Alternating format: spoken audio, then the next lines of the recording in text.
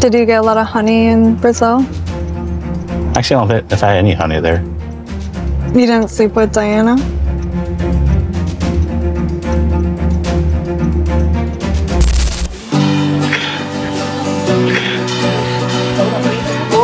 I didn't know if you were coming.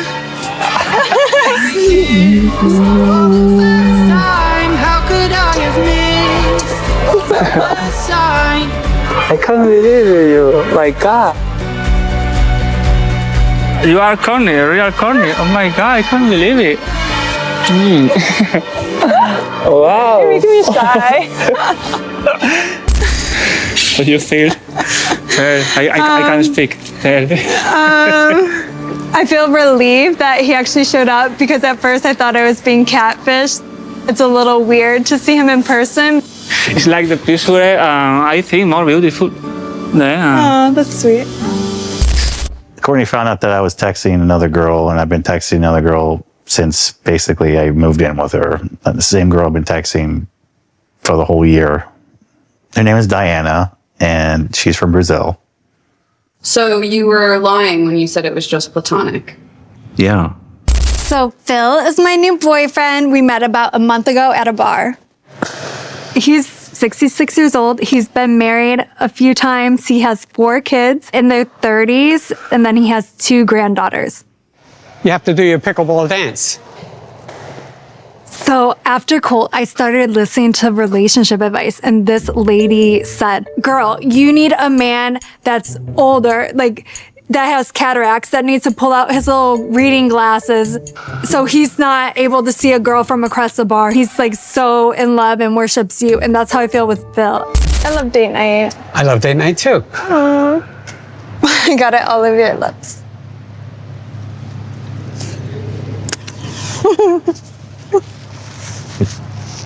Guess who tried to crash tonight? I'll give you 3 guesses. Colt? Yeah. I just want to give this relationship like a real chance. So once you've moved out, I think I need to cut off communication with you. Because I don't want to be disrespectful to him.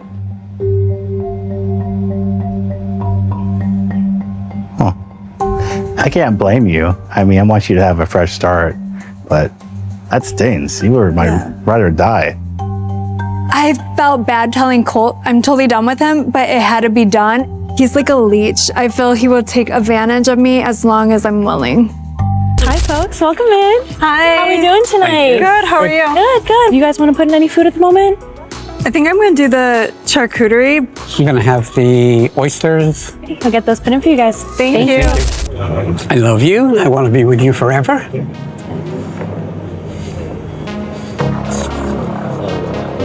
No. Will you marry me? No.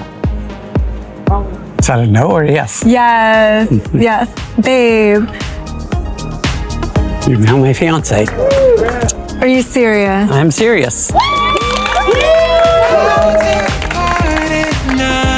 The moment Cortney found out about Diana, the whole story changed, because this was not the kind of betrayal where someone can pretend it was just a mistake, or a bad night, or a confusing little gray area that got out of hand. This was the moment where everything Cortney had been giving Colt suddenly looked different, colder, and a lot more painful. Because while she was helping him, housing him, caring for him, and trying to be patient with all the things he was going through, he had been keeping another woman in the background. And not just in a casual, friendly, harmless way, but in a way that made Cortney look back at the entire relationship and wonder what she actually was to him. That is the part that makes this situation hit harder than a normal cheating scandal. Because Cortney was not just sitting at home waiting for a boyfriend to call her back. She was involved in his real life, his recovery, his daily needs, his emotional mess, and all the uncomfortable little responsibilities that come with being close to someone who is injured and dependent. So when the truth about Diana came out, it did not feel like Colt only betrayed her romantically. It felt like he took the softest part of her personality, the part that wanted to help, the part that wanted to believe in him, the part that kept saying, maybe he is just struggling, maybe he is just overwhelmed, maybe he is not himself right now. And he used that space to keep another connection alive. And that is why Cortney's reaction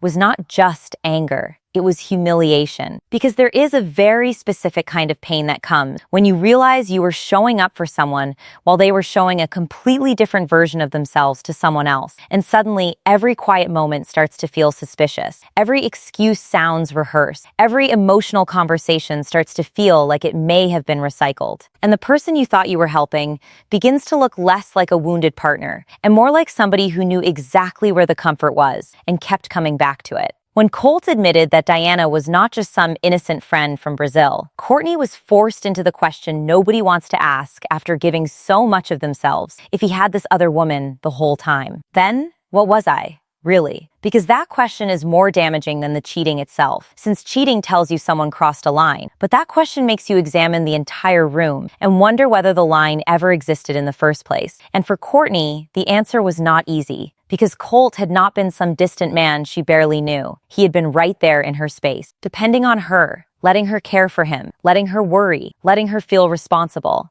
and still finding a way to create emotional chaos behind her back. That is where the betrayal becomes layered. Because Cortney was not only dealing with the idea of Diana, she was dealing with the possibility that Colt had split his needs between two women, with Diana representing the escape, the fantasy, the place he could run to in his messages, while Cortney represented stability, shelter, care, patience, and real-world support. And when you look at it that way, it becomes much harder to see this as one messy romantic mistake, because it starts to look like Colt wanted comfort without accountability, affection without honesty, and forgiveness before he had even earned the truth. And what makes it even more frustrating is that Cortney had already been carrying doubts before the proof landed in her hands, because people do not usually wake up one day and suddenly feel betrayed out of nowhere. There are usually small moments before the explosion, small shifts in behavior, strange distance, answers that do not sit right, emotional gaps that keep getting explained away. And Cortney had been trying to do what she always seems to do when she cares about someone. She tried to believe the version of Colt that made the pain make sense. That is one of the most important pieces of Cortney's whole journey, because her weakness is not that she is foolish, and it is not that she cannot see red flags, because many times she actually does see them. She feels them. She names them. She even jokes around them sometimes. But the problem is that when someone gives her a private version of affection, when they make her feel chosen in those quiet little moments, she starts giving more weight to the hope than to the pattern. And that is exactly how people get trapped in relationships that look obviously wrong from the outside, but feel emotionally complicated from the inside. From the outside, viewers can say Cortney should have known. She should have walked away sooner. She should not have let Colt get that close. She should have protected herself before it got this deep. And maybe there is some truth in that. But from the inside, Cortney was not just choosing Colt. She was choosing the possibility that this time the difficult man was finally worth the patience. That this time the confusing behavior had an explanation. That this time the person who needed help would not punish her for being the one who stayed. And that kind of hope can be dangerous because it does not feel like denial while you are living it. It feels like loyalty. The painful part is that Colt entered Cortney's life in a way that made boundaries harder from the beginning. Because when someone is injured, when someone is recovering, when someone looks physically vulnerable and emotionally messy, it changes the way people respond to them. And Cortney's natural instinct was not to be cold, not to abandon him, not to treat him like a problem she could easily throw away. But that same instinct put her in a position where she was giving girlfriend-level care without receiving girlfriend-level security. And that imbalance is where the whole thing starts to feel unfair. Because what do you even call that kind of relationship? When one person is being cared for like a partner, but behaving like a man with options. When one person is giving emotional labor, and the other is keeping escape routes open. When one person is trying to build trust in the room, while the other is sending attention somewhere else. And that is why Cortney's anger feels so understandable. Because she was not only asking why he talked to Diana, she was asking why he allowed her to keep investing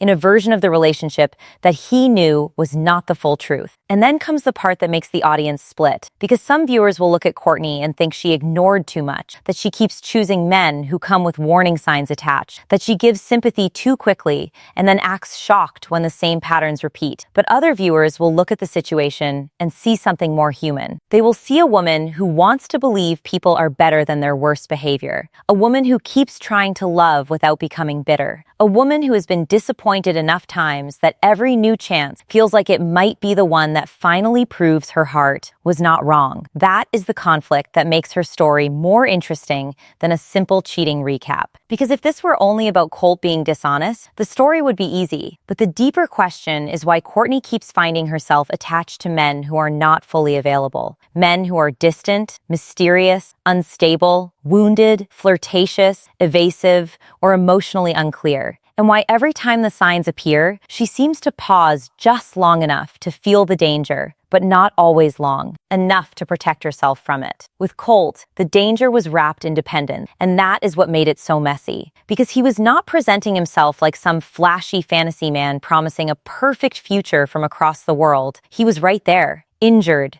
limited, needing help. And maybe that made Cortney feel like this connection was more grounded than the others. Maybe it felt less like chasing and more like building. But the truth that came out with Diana made that stability feel fake. Because if Colt was able to accept Cortney's care while secretly feeding another intimate connection, then the foundation was already cracked before Cortney even knew she was standing on it. And once Cortney realized that Diana had been part of the story for so long, it opened a more painful possibility. The possibility that Diana was not the side story at all, but the relationship Colt kept alive while Cortney carried the practical weight of his life. And even if Colt had feelings for Cortney, even if he missed her, even if he later tried to explain himself or soften the damage, the timing still matters, because regret after getting exposed does not erase the choices made before exposure.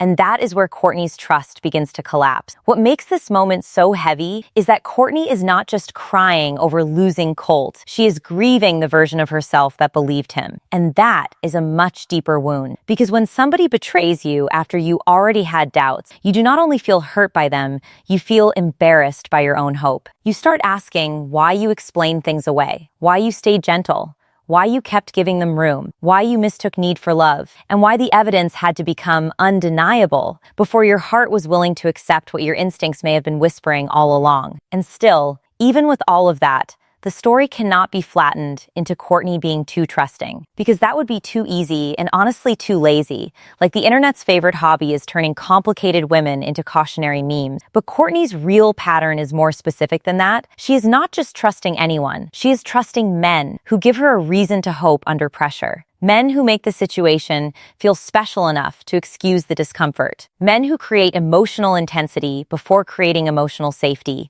And by the time the truth comes out, she is already invested enough for walking away to feel like ripping out part of herself. That is why Colt's betrayal becomes the perfect opening wound for the whole saga, because it forces every question that will matter later. Not only whether Colt loved Cortney, not only whether Diana was the real connection, not only whether Cortney was used for care and comfort, but whether this entire chapter was part of a much older emotional pattern that Cortney had been repeating long before Colt ever entered the picture. Because before Colt, there were already signs of the same story wearing different clothes, the same pull toward men who were exciting but uncertain, charming but unavailable, romantic in words but confusing in action. And the betrayal with Diana feels like the loudest crash, but it was not the first time Cortney had to ask herself whether she was falling for a real person or for the version of him she wanted to believe in. And to understand why Colt's betrayal cut this deeply, the story has to go back to the moment Cortney flew across the world for a man she had never properly spoken to, a man whose face she knew through pictures, whose words made her feel wanted, whose mystery made everything feel bigger than it probably was, and whose red flags were already standing in the room before she even packed her bags for Spain. Before Colt ever made Cortney question whether she had been used, before Diana became the name attached to one of the most humiliating chapters in her dating life, there was already another version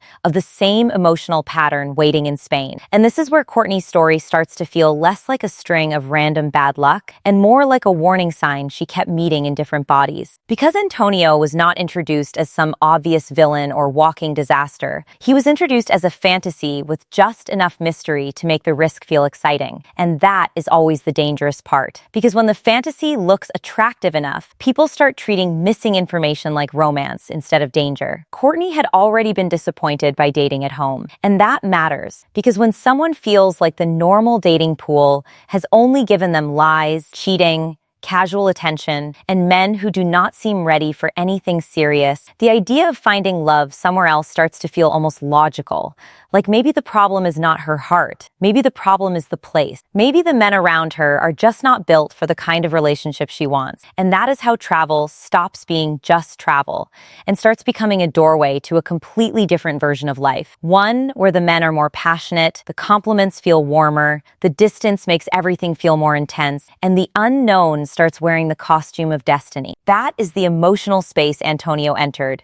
And from the outside, it is easy to understand why Cortney wanted to believe in him. Because he was handsome, he had the model image, he was from Spain, he gave her attention, he sent the kind of messages that made her feel beautiful and wanted.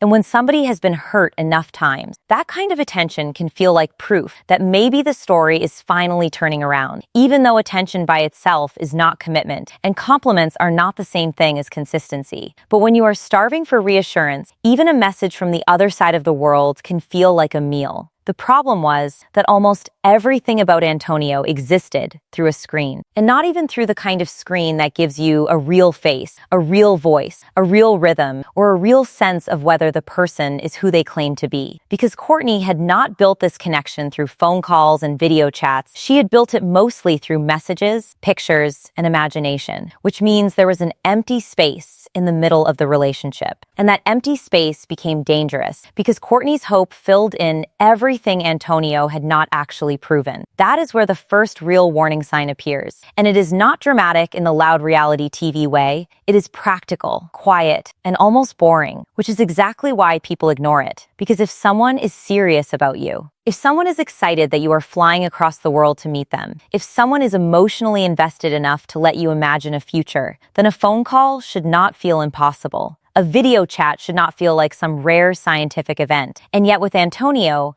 there was always a reason it had not happened, always a timing issue, always some distance between what Cortney wanted to confirm and what Antonio was willing or able to give her. And somehow, the biggest warning sign was still not enough to stop the flight, because by that point, the trip was not only about meeting Antonio, it was about proving that Cortney's hope had not been foolish. And that is a very different kind of pressure. Because when people around you are worried, when your parents are asking careful questions, when your friends are side-eyeing the whole situation, when the word catfish starts floating around the room, you are no longer just trying to find out whether a man is real, you are also trying to prove that your instincts are not broken. And that makes turning back feel like admitting everyone else saw the truth before you did. Her family and friends become important here because they are basically standing in for the audience, asking the questions viewers are already screaming at the screen. Like, what do you really know about him? Who can confirm he is who he says he is? Why has he not spoken to you properly? Why has he not told his family? Why is this whole connection moving on emotion while the basic facts are still floating in the air? And the uncomfortable thing is that these are not cruel questions. They are protective questions. But when someone wants love badly enough, protection can start to sound like negativity. That is the sad little trick of Cortney's pattern. Because caution feels like fear, and fear feels like giving up before the story gets a chance to become beautiful. So instead of treating her family's concern like a safety net, Cortney treats it like something she has to push past. Because to her, maybe the reward is on the other side of the risk. Maybe the kind of love she wants requires a leap. Maybe everyone else is too skeptical, too American, too closed off, too trained to assume the worst, while she is brave enough to follow the feeling. And honestly, that is the kind of logic that sounds inspiring right up until the plane lands and the man is not there. Because the airport moment in Spain is not just an awkward travel detail. It is the first real test of Antonio's seriousness. And it comes at the worst possible time for Cortney, after she has already committed, after she has already spent the time, money, energy, and emotional courage to put herself in a foreign country for a man she barely knows in real life. And then instead of being met with the reassurance she needs, instead of seeing him there ready to prove everybody wrong, she gets the kind of disappointment that immediately turns excitement into panic. That moment matters because Cortney has arrived emotionally prepared, while Antonio is still operating on Antonio's terms. And that imbalance tells us so much about the relationship before they even sit down together. Because she has crossed the world with romantic expectation, while he is still fitting her into his schedule, his work, his pace, his comfort, and that is the first time the viewer can clearly see the gap between the relationship Cortney is hoping for and the relationship Antonio may actually be offering. The moment that should have made her turn around became the moment she tried even harder. Because once Antonio finally appeared, relief rushed in so quickly that it softened the disappointment. And that is where the psychology gets painfully human. Because when you are afraid you have been fooled, when you are afraid your family was right,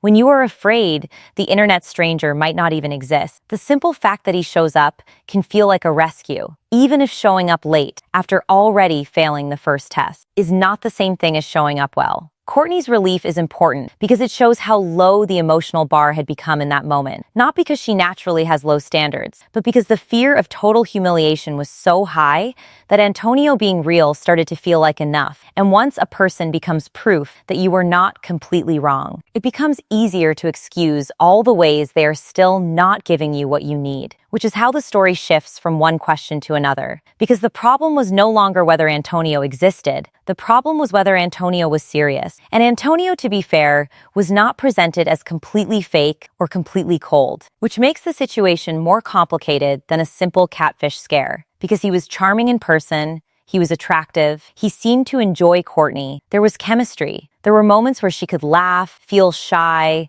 feel wanted, and believe that maybe the awkward beginning was just part of the story. But that is exactly what made him dangerous for her pattern. Because the relationship was not empty enough to walk away from easily, but it was not secure enough to relax inside either. That middle space is where Cortney seems to struggle the most, because she can handle a clear rejection and she can chase a clear fantasy. But the gray area is where she starts negotiating with herself, taking every sweet moment as evidence, every compliment as progress, every small gesture as proof that the connection is growing, while the bigger questions remain unanswered. And one of the biggest questions is why Antonio is comfortable with the romance, but uncomfortable with the weight of defining it. When Cortney asks about what they actually are, Antonio's response does not give the clean reassurance she is looking for. And whether that comes from language barriers, cultural difference, personality, avoidance, or simple lack of investment, the effect on Cortney is the same, because she is left trying to decode a man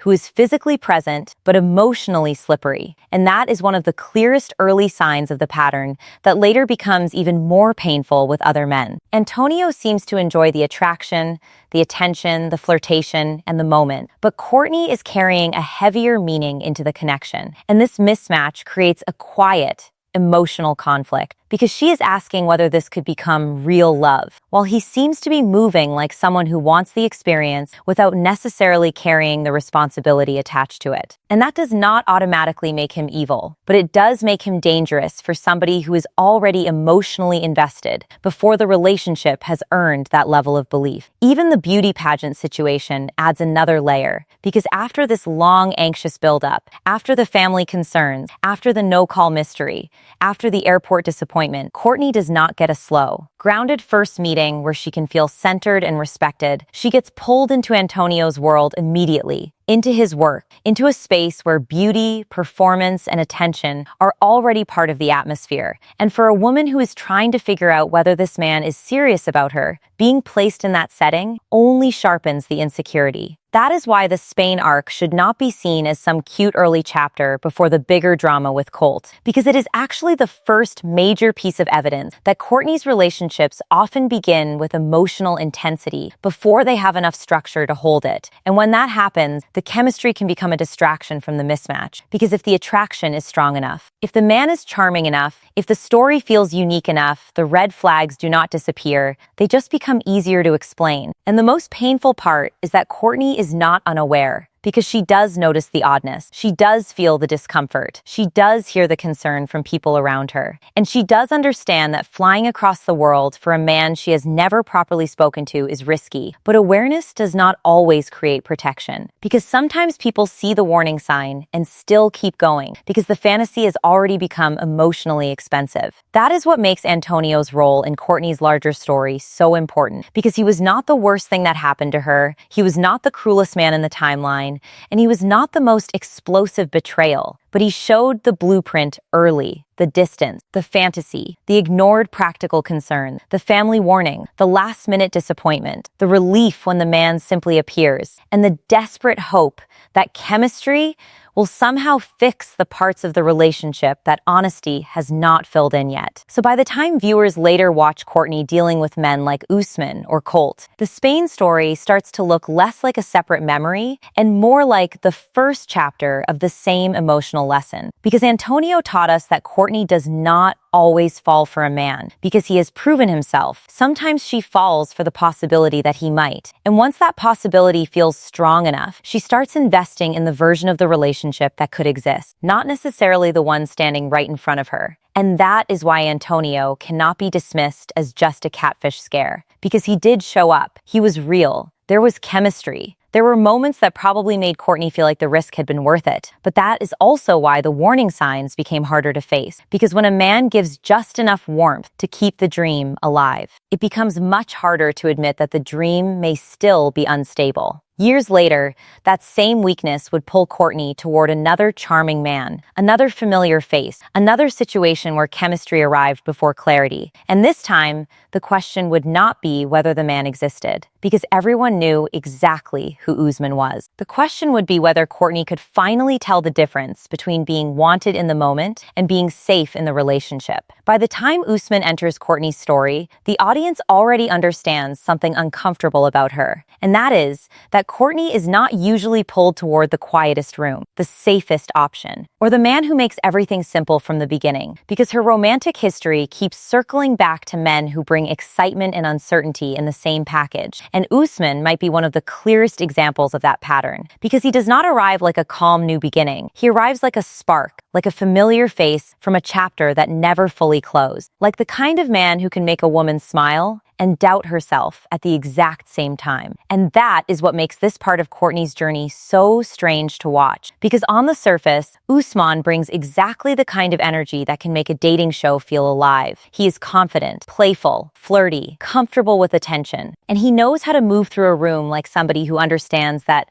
half of romance is chemistry and the other half is performance, which is not automatically a bad thing. But when that energy meets someone like Cortney, someone who has already been disappointed, embarrassed, ignored, and made to question her own judgment, it becomes a lot more complicated than simple attraction. Cortney recognizes him from Istanbul, and right away, the situation has history attached to it. Because this is not just some random man walking into the frame and asking for a chance. This is someone she already had a moment with, someone she already connected with enough to remember, someone who existed in her mind as a possibility before the show put them in the same space again. And that kind of familiarity can make a connection feel deeper than it really is. Because instead of starting from zero, Cortney is starting from a memory. And memories are dangerous because they do not always show the full person. They show the feeling the person left behind. Then Usman does something that immediately divides the room. He acts like he does not know her. And that one moment changes the way every smile after it feels. Because depending on how someone watches it,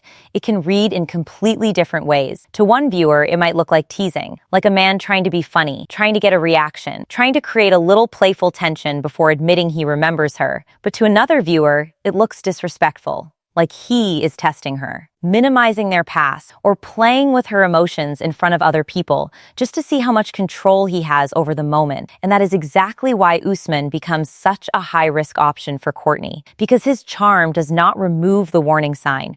It makes the warning sign harder to argue with. Cortney is clearly affected by him, and it would be dishonest to pretend otherwise, because she is drawn to the way he carries himself, the way he flirts, the way he can make the atmosphere feel lighter, even when there is tension under the surface. And after everything Cortney has been through, it makes sense that she would want that kind of attention. Because when someone has spent too much time feeling rejected or not chosen, attention from a confident man can feel like emotional repair, like maybe the past did not ruin her, maybe she is still wanted. still interesting, still capable of being desired by someone who has options. But that is where the risk lives, because feeling wanted is not the same thing as being safe. And Cortney's biggest challenge in this part of the story is not whether she likes Usman, because she obviously feels something. The deeper question is whether she can trust the feeling itself, because attraction has failed her before, chemistry has confused her before, and charming men have a way of making her step closer even when part of her is already telling her to be careful. That is why this storyline works so well for audience division, because one group of viewers will look at Cortney and feel frustrated, thinking she is walking toward the same old problem again, choosing the man with obvious uncertainty,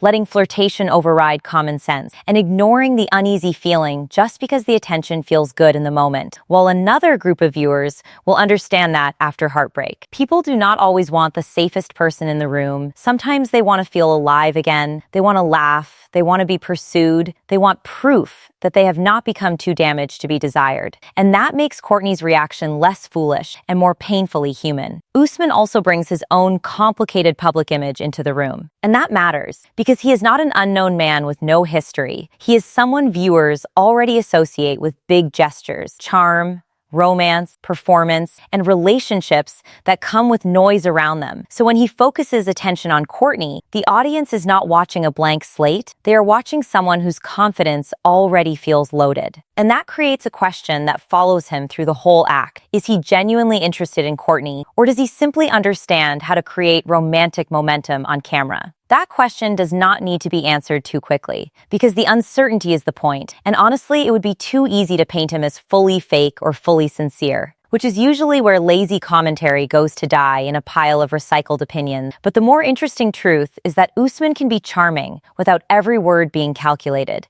and he can also be emotionally risky without being some cartoon villain, because sometimes the danger is not that a person is intentionally evil. It is that they know how to make a moment feel bigger than it has earned the right to be. For Cortney, that is exactly the trap, because Usman represents the spark option, not the safe option. And the spark option always feels more exciting when stability has started to feel disappointing, because stability asks you to slow down, ask questions, check behavior, wait for consistency, and observe whether the person actually shows up in real life. But spark gives you an instant emotional reward.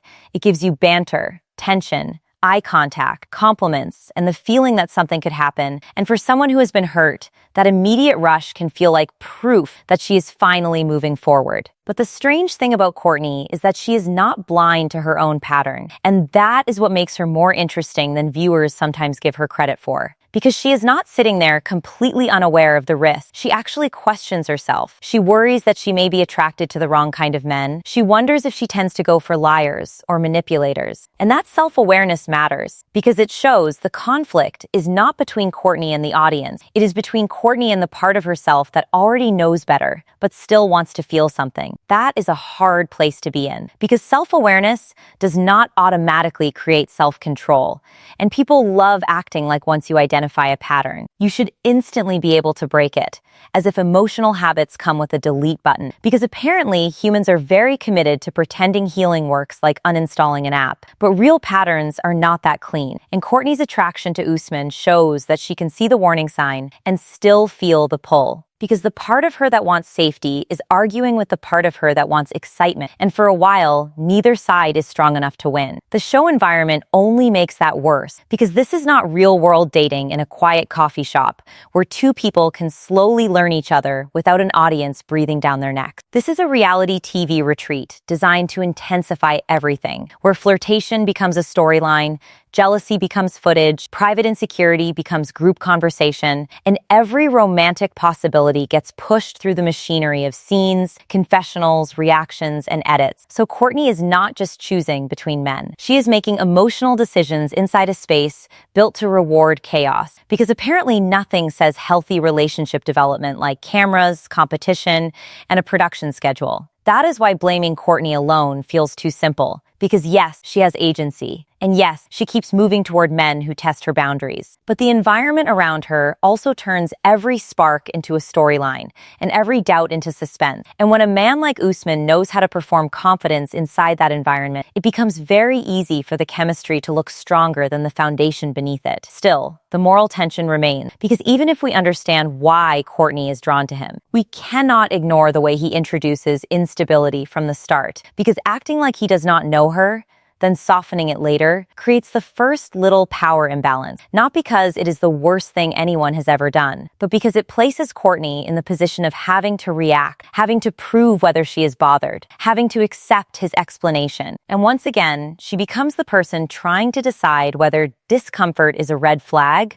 or just part of the flirtation. And that is the same emotional math we saw before, only now the setting has changed. Because with Antonio, Cortney had to decide whether distance and mystery were romantic or dangerous. And with Usman, she has to decide whether charm and teasing are exciting or careless. But underneath both stories is the same question. Can Cortney tell the difference between being wanted in the moment and being safe in the relationship? The chemistry is obvious, but the sincerity is not. And that is where viewers start picking sides. Because some will say Cortney should have immediately stepped back once Usman made her feel uncertain, especially after everything she already experienced with confusing men, while others will say that she is allowed to explore, allowed to flirt, allowed to test the room, allowed to want attention without being judged like every smile is a binding legal contract. And that divide is exactly what makes this part of the saga stick. Because the audience is not just watching a woman choose a man. They are watching a woman try to figure out whether her own attraction is trustworthy. And the most revealing part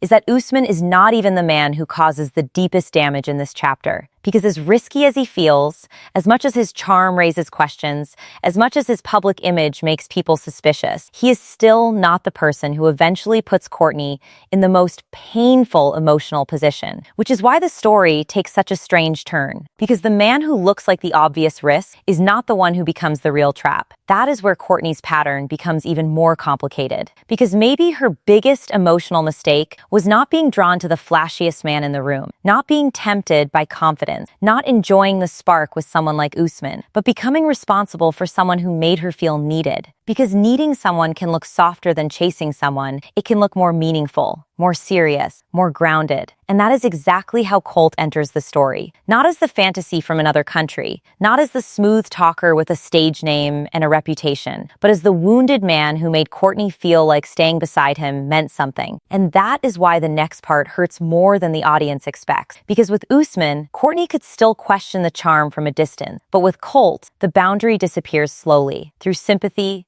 through injury, through care, through the kind of emotional closeness that makes leaving feel cruel. And by the time Cortney realizes what Colt is really capable of hiding, she is no longer just flirting with danger. She is living with the consequences of it. By the time Colt became the center of Cortney's story, the energy around her love life had completely changed. Because this was no longer about the thrill of meeting somebody overseas, or flirting with a familiar man at a singles event, or wondering if a charming stranger was serious enough to trust. This was something heavier, quieter, and much more uncomfortable. Because Colt entered this chapter as somebody who needed help. And once a man becomes somebody you are caring for, the emotional rules start getting blurry in ways that are easy to ignore until the damage is already sitting in your living room. What made Colt different from Antonio or Usman was that he did not feel like the obvious fantasy choice at first. He did not come in wrapped in mystery, travel, beauty, or performance. He came in wounded, limited, and dependent after his leg injury. And that changed the power of the connection, because Cortney was no longer just deciding whether she liked him. She was deciding whether she could leave someone alone when he clearly needed support. And for someone like Cortney, whose heart already leans toward giving people more chances than they may deserve, that kind of situation was almost designed to pull her in deeper. This is where her compassion became complicated, because helping someone can feel meaningful, especially when the relationship is unclear but the closeness is real. And Cortney was doing the kind of things that come with commitment before she had the security of commitment, which is one of the most painful imbalances in any relationship, because she was showing up with her time, her patience, her home, her emotional energy, and her guilt, while Colt was still moving through the situation like a man who had not fully closed the door to other possibilities. And that is the part that makes this whole chapter feel so claustrophobic, because Cortney was not just wondering if Colt liked her enough, she was carrying the practical weight of his life, while also trying to understand where she stood in his heart. And when a person is already doing all that care work, it becomes harder to ask clean questions, harder to set clean boundaries, harder to say, this is not enough for me, because every boundary starts sounding cruel when the other person is injured, stuck, or depending on you. So Cortney was placed in this strange emotional middle ground where she was not fully secure as Colt's girlfriend, but she was still acting like someone who had a serious place in his life. And that kind of arrangement can slowly drain a person, because the outside world might see it as kindness, but inside the relationship, it can start to feel like responsibility without protection, closeness without clarity, and sacrifice without the reassurance that the other person is even meeting you honestly. That is why the Diana reveal does not land like ordinary jealousy, because this was not just Cortney finding out Colt had been talking to another woman. This was Cortney realizing that while she was giving him care in the real world, he had been keeping another intimate connection alive somewhere else. And once that truth came out, it changed the meaning of everything that came before it. Because suddenly his distance did not look like confusion, his emotional gaps did not look like stress, and his unclear answers did not look like the awkwardness of a man going through recovery. They looked like signs that Cortney's instincts had been trying to warn her before the proof finally arrived. That is the most painful kind of realization, because it does not only hurt in the present, it travels backward, touching every memory, every excuse, every moment where she told herself he was just tired, he was just depressed, he was just overwhelmed, he was just dealing with his leg, he was just struggling to feel normal. And once the truth about Diana came out, Cortney had to sit with the possibility that she had been explaining away behavior that was not caused by pain at all, but by dishonesty. And the worst part was not just that another woman existed, it was when she existed. Because timing is what turns a mistake into a deeper betrayal, and Diana was not showing up after everything had clearly ended. She was tied to the same period where Cortney was helping Colt, housing him, caring for him, and trying to protect a connection that he was already damaging from the inside, which makes the betrayal feel less like a romantic slip and more like Colt had separated his needs into different places, taking comfort and stability from Cortney while keeping escape, fantasy, and attention alive with Diana. That is where the audience has to sit with an ugly question. Did Colt love Cortney? Or did he love what Cortney did for him? Because those two things can look similar when somebody is vulnerable. And that is what makes caretaking so emotionally dangerous. Because gratitude can sound like affection, dependence can feel like closeness, and need can disguise itself as love, until the person doing the caring realizes they were never standing on equal ground. Cortney's pain makes sense, because she was not just betrayed by a man she liked, she was betrayed by someone she had made room for, someone she had allowed into her life during a messy and vulnerable period. And when she finally saw the messages, the videos, the emotional truth behind what he had been hiding, the anger was not only about Diana, it was about feeling foolish for being kind. And that is a very specific kind of heartbreak, because nobody wants to look back at their own compassion and wonder if it was the doorway somebody used to take advantage of them. But even after the betrayal, the story did not end cleanly, because Colt still had emotional access to her. And that is where the trap almost reset itself. Because after everything came out, after the anger, after the humiliation, after Cortney had every reason to shut the door completely, Colt came back with the kind of emotional language that can reopen a wound if a person is not careful, saying he missed her, saying he loved her, saying the connection with Diana did not have what he had with Cortney. And suddenly, Cortney was not just dealing with betrayal anymore. She was dealing with the dangerous pull of being told she still mattered. That is such a manipulative feeling space, even when the person apologizing may believe what they are saying. Because regret after exposure is not the same as honesty before damage. And Cortney had to decide whether Colt was actually sorry for hurting her, or whether he was sorry that the version of the relationship that benefited him had finally collapsed. Because once someone has lied for that long, an apology cannot be judged only by how emotional it sounds. It has to be judged against the choices they made when they thought they could get away with them. And this is where Cortney's story becomes more than just a cheating fallout, because the deeper pressure is not whether Colt was wrong. That part is obvious. The deeper pressure is whether Cortney can stop feeling responsible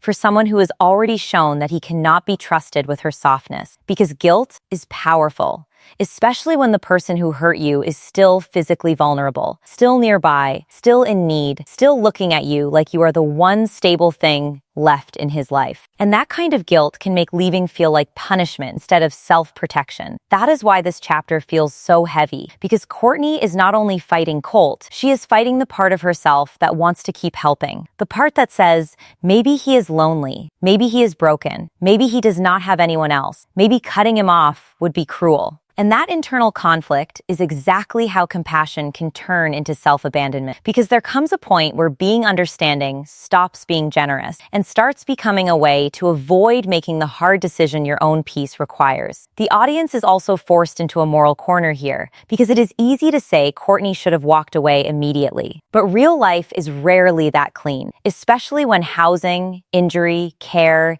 history, guilt, and lingering feelings are all tangled together. So the real question is not why she stayed one extra day. It is how many times someone can show you that they are unsafe before your empathy becomes the thing keeping you stuck. Colt's emotional compartmentalization is what makes the situation feel so disturbing, because he seemed able to hold multiple realities at once. One where Cortney was the person helping him, one where Diana was the woman he was emotionally and sexually connected to, one where he could claim feelings for Cortney, and one where he could still act like his connection with Diana was separate enough to excuse. And that kind of compartmentalizing might help him avoid guilt in the moment. But for Cortney, it turns the whole relationship into a puzzle where every piece cuts her hand. And once Phil enters the picture, the tension changes again, because now Cortney is not only asking whether she can forgive Colt, she is asking whether she can build anything new, while the old wound is still physically present. Because a new relationship cannot breathe properly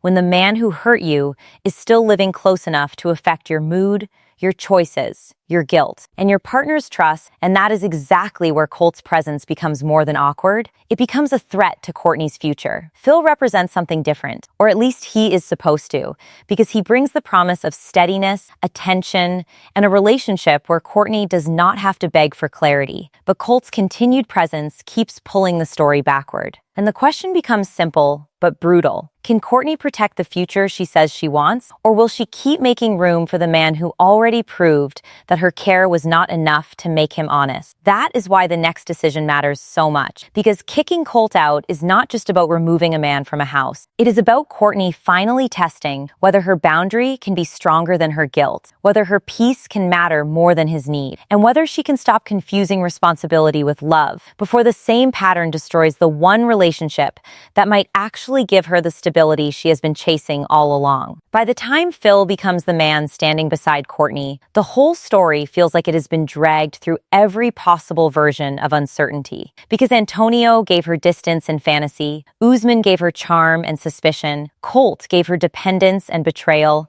and after all of that, Phil enters the picture looking like the opposite of almost everything that has worn her down. Not because he is presented like some perfect fairy tale ending, and not because the relationship has no strange details attached to it, but because for the first time in a long time, Cortney is not chasing a man who keeps making her guess whether she matters. Phil is older, settled, attentive, and direct in a way that almost feels shocking when placed next to the rest of Cortney's dating history. Because after watching her fly across the world for a man who would not even properly speak to her before she arrived, after watching her question whether a charming familiar face was sincere or just enjoying the game, and after watching her give real care to Colt while he secretly kept Diana in the background, Phil's appeal is not hard to understand, even if the age gap makes some viewers pause. Because to Cortney, he represents something simple that has been missing from the chaos, a man who shows up without making her beg for basic clarity. And that is why this final chapter cannot just be treated like a cute proposal scene, because the real emotional victory does not start with a ring. It starts with a boundary, and that boundary has a name attached to it: Colt. Colt is still too close to the story, still too close to Cortney's guilt, still too close to the relationship she is trying to build with Phil. And that is what makes the situation so tense, because it is one thing to say you are done with a man emotionally, but it is another thing to prove it when he is still physically nearby, still carrying the history of what happened, still able to trigger sympathy, and still able to make Cortney feel responsible for what happens to him next. That is where Phil becomes more than a boyfriend, because he becomes a test of whether Cortney has actually learned anything from the pain she just survived. And that test is not about whether Phil is perfect, because no relationship is perfect, and reality TV would probably combust if it ever found one, but about whether Cortney can stop letting the man who hurt her keep space in her life just because he once needed her help. Phil does not trust Colt. And honestly, that is not some wild, jealous overreaction pulled out of nowhere. Because from Phil's point of view, he is trying to build something real with a woman whose ex is still close enough to affect the atmosphere of the house. And Colt is not just any ex. He is the ex who betrayed her, depended on her, complicated her emotions, and left behind enough guilt to make a clean ending feel harder than it should be. Cortney understands this, but understanding something does not make it easy, because the deepest part of her pattern has never been only attraction. It has been responsibility.